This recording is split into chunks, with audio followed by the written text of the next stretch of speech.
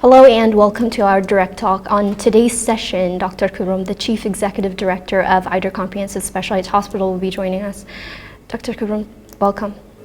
Thank you. Thank you for having me. So, the Ethiopian and Eritrean governments continue to target civilians and civilian installations across Tigray using jets, drones, heavy artillery almost on a daily basis.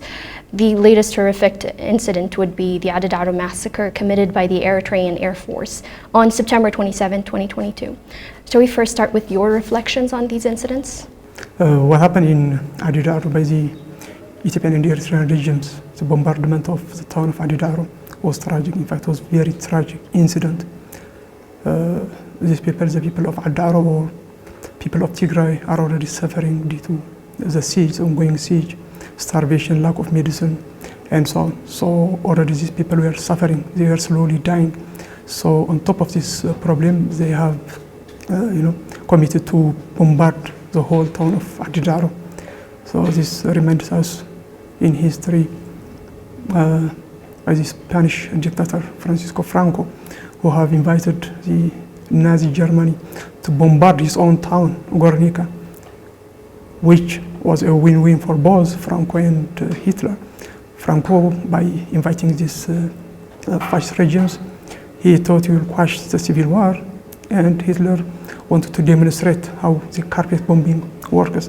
And that's exactly what happened in Ayder, or what's happening in Tigray now. Ethiopian government inviting other foreign troops to bombard Tigray and towns in Tigray, cities in Tigray. This is, one of the crimes that should be remembered in history. As now we remember, Guernica is a war crime.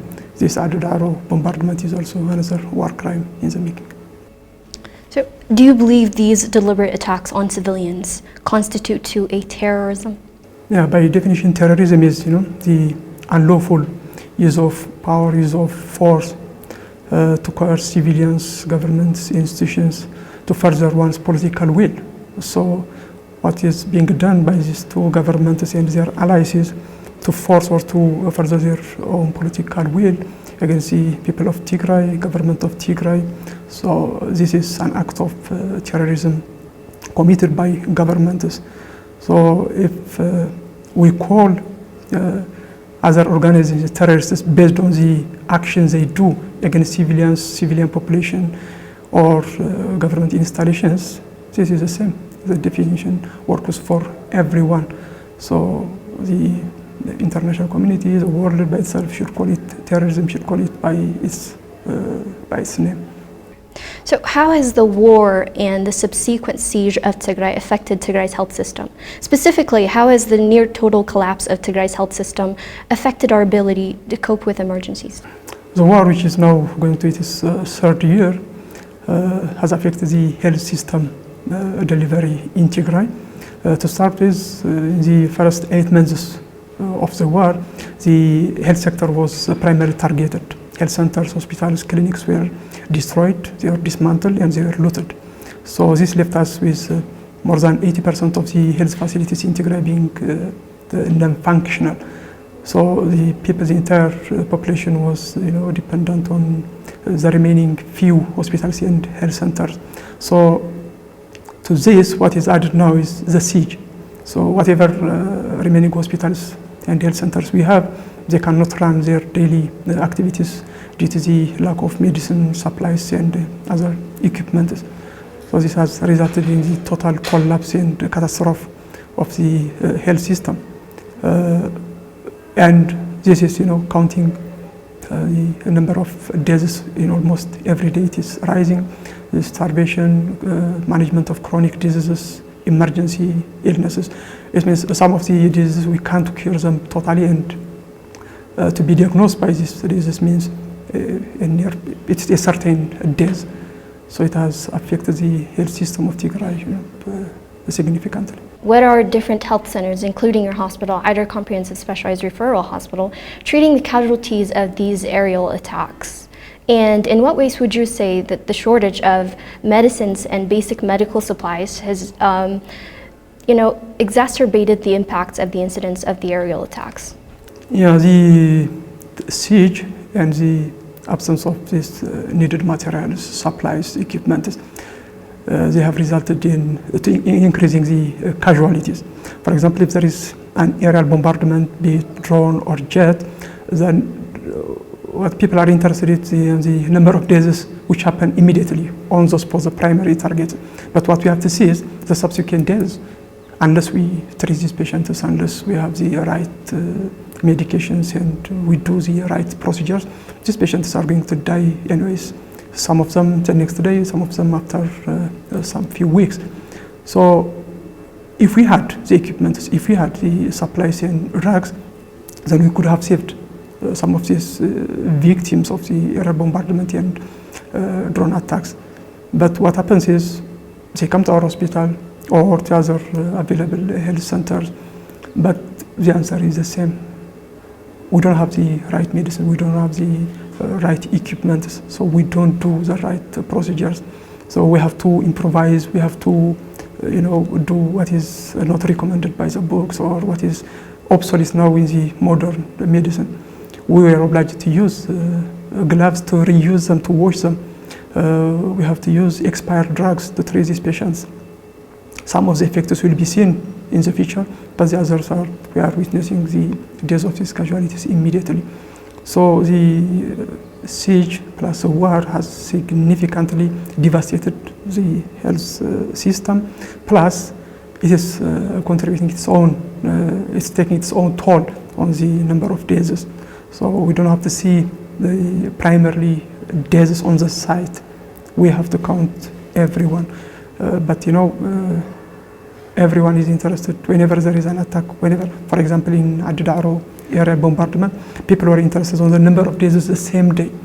Nobody asked us how many died the next day, on the third, or after a week.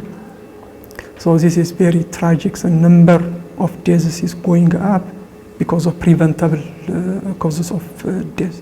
What are some of the ways in which the international community has failed the people of Tigray? Now, the international community has completely failed us. They have failed Tigray. This is a war, but war has its own formula. It shouldn't target civilians, it shouldn't target the civilian institutions, it has to protect the population. War should be done on the fronts between the two belligerent groups, not between certain countries, government versus innocent people. But what is going on in Tigray is exactly that. So whenever there is war on the fronts, then who pays the dividend is the people of Tigray, the population, the innocent civilians in towns and villages. Once the war started, we were besieged for more than 16 months now. Whatever aid and drugs were trickling into Tigray has now completely stopped after the recommencement of the war in August 24. Since then, we haven't received anything. So patients are dying, diabetic patients are dying because of lack of insulin. Chronic renal failure patients are dying because of lack of dialysis. So the international community should have intervened, should have called for the passage of unfettered access for humanitarian access, be it food items or drugs and supplies. But what we are hearing from them is that they are concerned, they are deeply concerned, but their concern or deep concern doesn't save the life of the diabetic patient or the renal patient or the trauma aerial bombardment patient. What we expect from them is, a concrete action. They have to intervene. They have to, call for the government of Ethiopia to allow or to have access for the drugs, supplies, and food items to pass to Tigray for the innocent civilians. All right. So what should the international community do to compel the Ethiopian and Eritrean regimes to comply with the international humanitarian and human rights law and desist from deliberately targeting civilians? Yeah, we are not going to prescribe them what they are going to do because they know it and they are doing it in other countries. What did they do when the people of Ukraine were attacked? What did they do when Ukraine was invaded by foreign troops? What did they do in other countries, in Afghanistan, in Yemen, in Libya? in many other countries where they thought there was violations of civil rights, violations of human rights, starvation, or killing by dictator governments.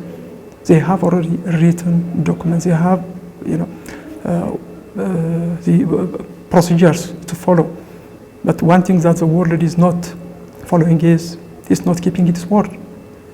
They are not calling, for the Ethiopian Eritrean government to stop the war, to stop the killing of innocent civilians, and they should say never again now, including for the people of Tigray, including for the people of Africa. We are the same people, and their word, it should be applicable to everyone living in every corner of the world. So they have lots of battery of sanctions when they are interested, but when they think it is unimportant, then they give us a blind eye and a deaf ear for our suffering. So they should call for the unfettered access of humanitarian access. If this is not followed, then there are sanctions to be put on the governments. They can call to stop air bombardment, but if they don't follow it, then they can, call for no-fly zone in Tigray, where civilians are being targeted. So, in my view, what the international community is doing is just they are giving us a deaf ear. They are not being concerned, as they say. It is, just to say, or that not to be condemned entirely. They just put words, we call this a crocodile tear. It's not helping us a lot. Dr. Kibrom, thank you so much for joining us. Thank you for having me. Thank you. Well, that ends today's session of our Direct Talk. Thank you for tuning in.